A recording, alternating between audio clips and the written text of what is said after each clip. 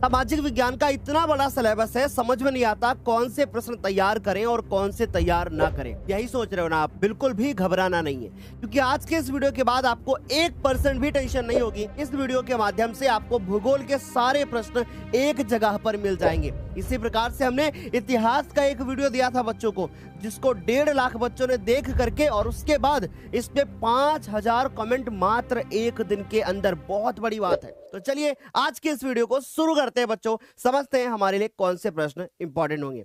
बच्चों, पहला जो चैप्टर हमारे पास में है, जिसका नाम है संसाधन एवं विकास। इस चैप्टर से यदि सवाल बनेगा तो संसाधन के ऊपर ही बनेगा। अब संसाधन में कैसे बनेगा, देखो, संसाधन का अर्थ बताते हुए इसके वर्गीकरण को समझाइए। यानी संसाधन का अर्थ बताना है और बाद में इसके वर्गीकरण, यानी भैया हमें इसको वर्गीकृत करके दिखाना है कि इसके कौन कौन से प्रकार हो सकते हैं। उसके बाद दूसरा सवाल है कि भैया भू संसाधन का अर्थ लिखिए। ये वाला सवाल हमारे लिए बहुत ज्यादा इंपॉर्टेंट हो जाता है।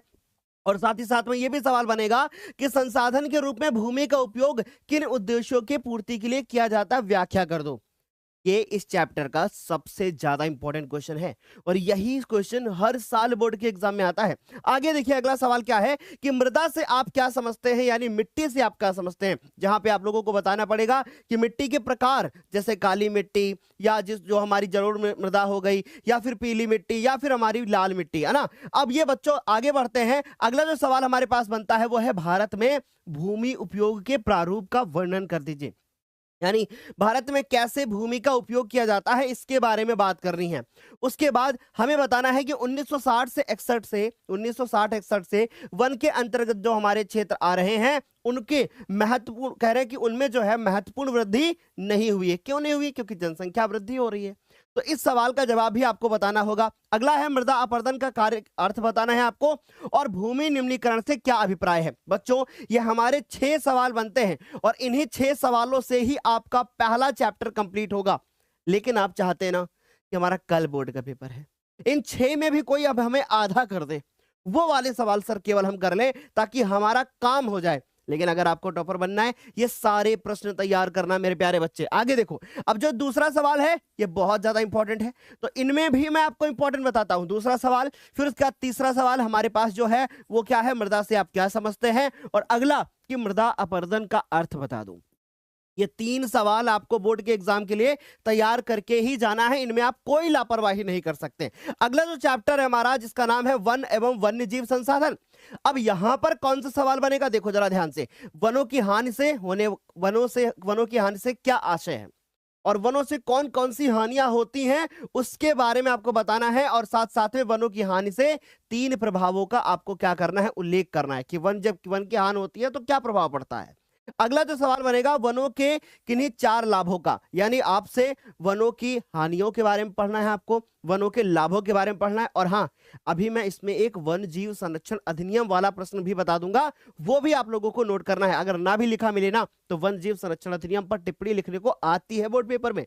आगे बात करते हैं, भारत में वन्य जीव संरक्षण के उपाय सुझाइए। यानी कि अब लो वही वाला सवाल बन ही गया ना, तो ये वाला सवाल हमारे लिए बहुत इंपॉर्टेंट है। और हमारे पास पहला सवाल जो है ये हमारे पास बहुत इंपॉर्टेंट है। इसके बाद आता है वन संरक्षण से आप क्या समझते हैं। याद रखिएगा, संसाधन का संरक्षण, वन का संरक्षण, जल का संरक्षण, मृदा का संरक्षण, ये संरक्षण वाले सवाल बोर्ड के पेपर में बार बार पूछे जाते हैं। अगला बच्चों जो हमारे पास सवाल है वो है जैव विविधता क्या है।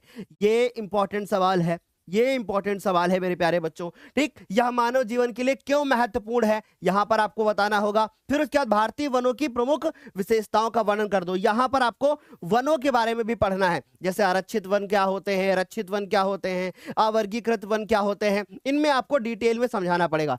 तो भैया ये जितने सवाल बताए हैं ये हमें दूसरे चैप्टर के लिए तैयार करना है। तीसरे चैप्टर पे आते हैं और आखिरी में हम आपको एक ऐसी गोल्डन टिप देंगे ना कि इन पूरे जितने भी सवाल बताएंगे इनमें से केवल आधे ही तैयार कर लो, काम हो जाएगा। वो आपको समझना है, अभी हम आपको बताएंगे। अब तीसरा जो चैप्टर आता है वो क्या है, जल संसाधन। तो जल संसाधन है, तो हमने कहा कि भैया हमें जल संसाधन से क्या अभिप्राय है, ये प्रश्न तैयार करना है।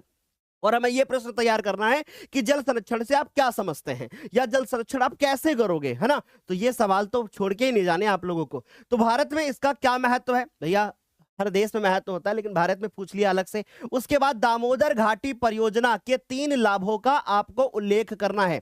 अब मैं आपको बताता हूं, बहुत ध्यान से सुनिएगा।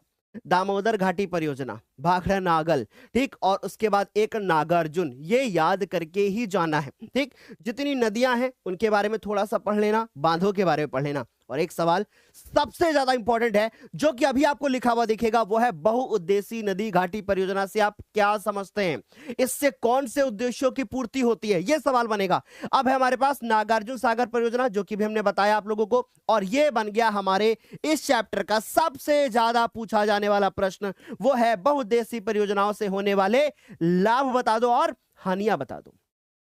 यानी आपको बहुउद्देशीय वाला जो प्रश्न है ना, वो छोड़ना ही नहीं है, वो तैयार करके ही जाना है इस चैप्टर के लिए।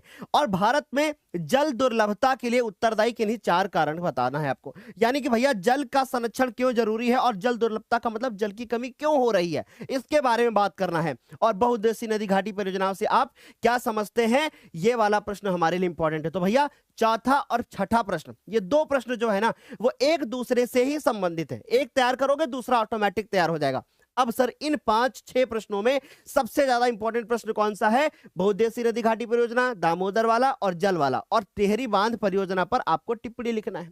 ठीक, तो ये 7 सवाल हमारे हो जाते हैं। एक छोटा सवाल, भारत में जो है जल दुर्लभता क्या है, वर्षा जल संग्रहण की पद्धतियां। तो भैया एक बात बता देता हूं, अगर ये तैयार कर लोगे तो ये ऑटोमेटिक ही तैयार हो जाएगा। ठीक, तो इनमें से जितने हमने प्रश्न आपको बताए हैं वो अच्छे से तैयार करके जाना है, और ये जल दुर्लभता वाला आप इंपॉर्टेंट नोट कर लो। ठीक है, तो हमारे 3 चैप्टर हो जाते हैं। चौथा जो चैप्टर होता है वो आता है हमारे पास कृषि। अब कृषि से बिना देखे एक सवाल बता रहा हूं और नोट कर लो, यही आएगा बोर्ड के पेपर में।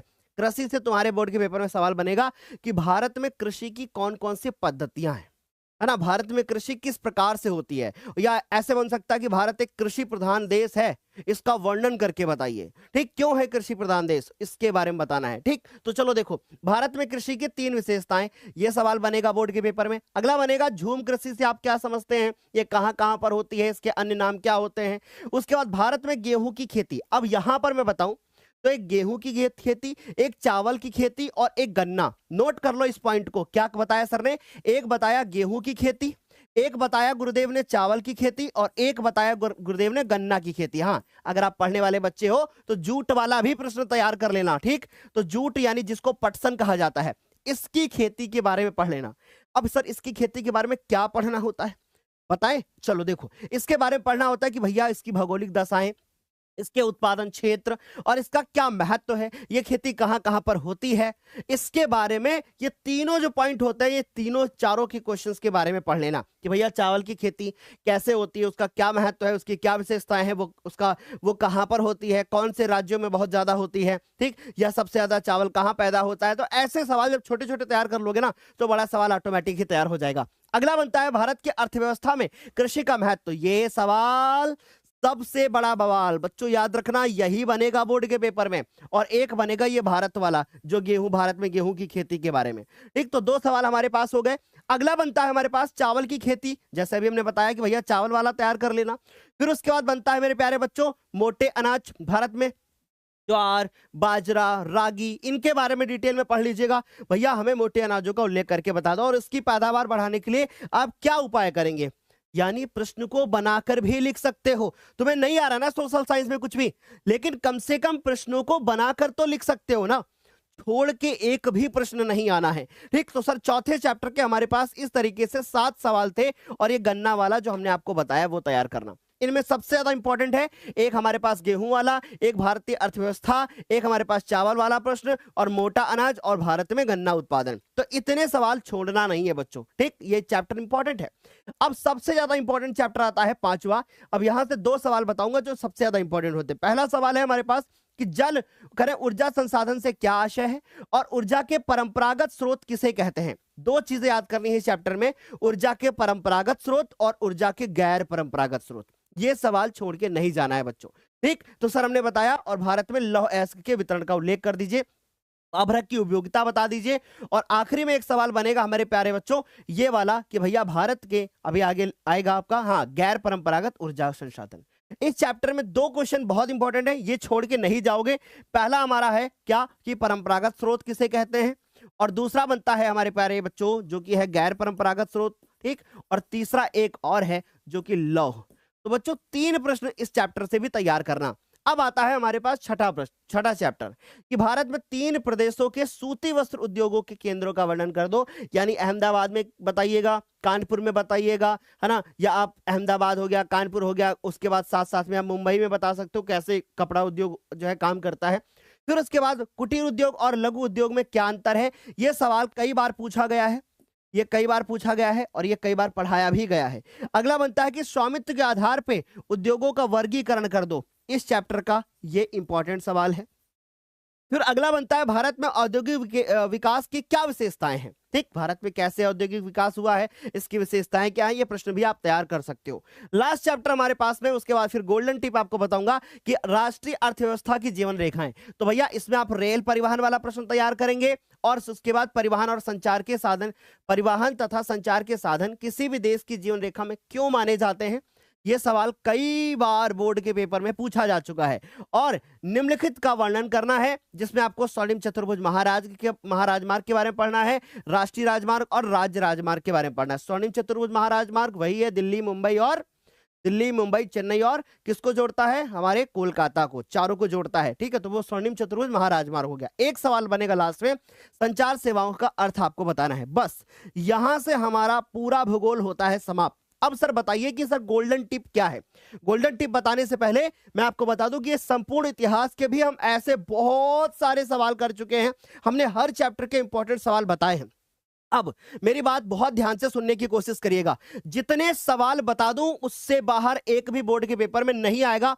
पहले चैप्टर की अगर हम लोग बात करें तो संसाधन वाला प्रश्न आपको तैयार करके जाना है। अगर मेरे प्यारे बच्चों हम दूसरे चैप्टर के बारे में बात करें तो वन्य जीव संरक्षण अधिनियम से आप क्या समझते हैं और भारत में इसका संरक्षण कैसे किया जाता है। अगला जो हमारा तीसरा चैप्टर बनता है जल संसाधन वाला, इस चैप्टर में आपको याद रखना है बहुउद्देशीय नदी घाटी परियोजना के बारे में, यहां से सवाल हमारे पास बनने वाला है। उसके बाद अगर हम चौथे चैप्टर की बात करें, कृषि के बारे में बात करें, तो यहां पे गेहूं, गन्ना, चावल और साथ साथ में जूट, इस पे एक सवाल बनना 100% तय है। उसके बाद आगे बात करते हैं बच्चों, पांचवें चैप्टर पे चलते हैं। पांचवें चैप्टर है खनिज तथा ऊर्जा संसाधन, ऊर्जा के गैर परंपरागत संसाधन और परंपरागत संसाधन, यहां से सवाल हमारे प्यारे बच्चों बनना तय है। अब हमारे पास आता है छठा चैप्टर। छठे चैप्टर में अगर बात करें तो कुटीर और लघु उद्योग वाला प्रश्न बनेगा और एक सवाल और आपका बन जाता है कि भैया ये टिप्पणी लिखने को आ जाता है और संचार सेवा वाला तैयार कर लेना। लास्ट चैप्टर में हमारे पास यहां से हो चुका है समाप्त, क्योंकि टोटल हमारे पास 7 ही चैप्टर थे। तो बच्चों संपूर्ण इतिहास की अगर बात करें तो ये वाला आप वीडियो जरूर देखिएगा, लाखों बच्चों ने देखा है। अब आप मुझे बताइएगा, मैंने भूगोल के सवाल दे दिए, आपको सारे प्रश्न बता दिए, मैंने साथ साथ में आपको इतिहास के भी बता दिए। अब बताइए क्या आप लोग इसका पार्ट 3 चाहते हैं? अगर इसी प्रकार से 5000 कमेंट्स आती हैं हमारे पास फिर से, या मैं कोई टारगेट नहीं दे रहा हूं, लेकिन ज्यादा से ज्यादा जितनी ज्यादा कमेंट्स होंगी मैं उतना जल्दी इसका पार्ट 3 लेकर के आऊंगा। तो भैया पार्ट 3 में आप क्या चाहते हैं, पहले हम नागरिक शास्त्र के बता दें या फिर पहले हम इकोनॉमिक्स यानी कि अर्थशास्त्र के बता दें, ये आप मुझे कमेंट करके बताओगे। और हाँ, अगर आप चाहते हैं ये सारे चैप्टर्स जो आज हमने भूगोल के साथ बताए हैं ये पूरा करना चाहते हैं, तो नीचे डिस्क्रिप्शन बॉक्स में और कमेंट सेक्शन में हमने लिंक दे दी है, वहां से जाके आप इसको पूरा कर सकते हैं। और इतिहास वाला वीडियो वो भी हमने नीचे कमेंट सेक्शन में डाल दिया है भैया, तो आप जा करके वहां से भी चेक कर सकते हैं। तब तक के लिए bye bye, take care, thank you so much. मिलते हैं पार्ट 3 में, कमेंट करना मत भूलिएगा।